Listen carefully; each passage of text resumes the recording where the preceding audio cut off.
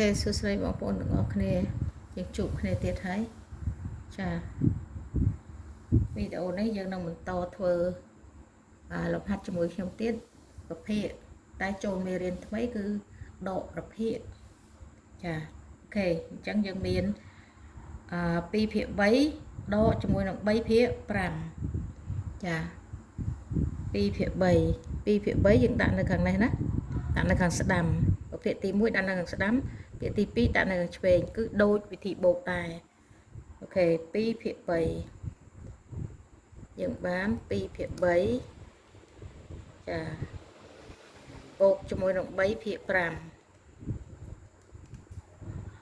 ចាគឺបែបនេះណាតមកទៀតយើងរកភាគ3រួមចាភាគ3រួមគឺយើងត្រូវយក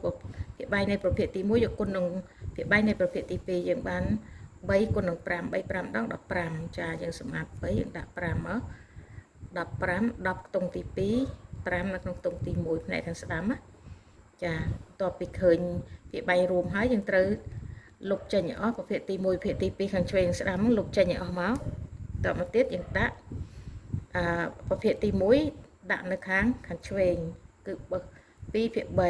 3ចាតមកទៀតតពីតាំងហើយយើងត្រូវយកភាគ3រួម15នេះយកទៅចែកនឹងភាគ3នៃប្រភេទទី1ចា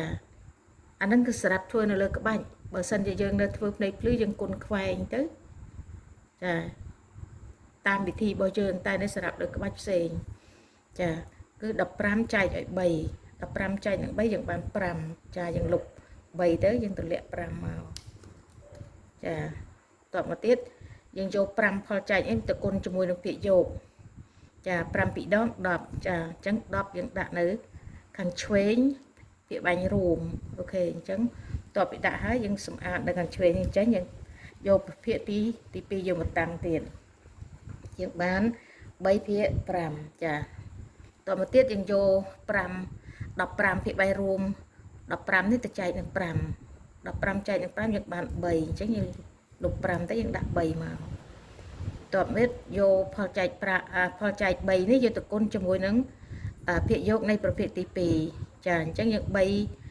វាដង9ចាអញ្ចឹងយើងដាក់9មកសម្អាត3ដាក់9មក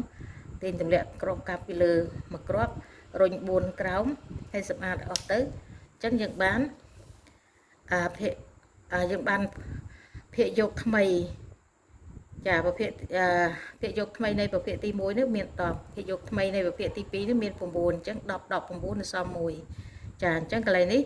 0យើងអាចដកបានតែយើងដក10នឹងខ្ទង់ឆ្វេងអញ្ចឹង10 19នៅសល់1ចាគឺបែបនេះណាអញ្ចឹងចម្លើយគឺ1ភាគ15អូខេអរគុណច្រើនបងប្អូនទាំងអស់គ្នា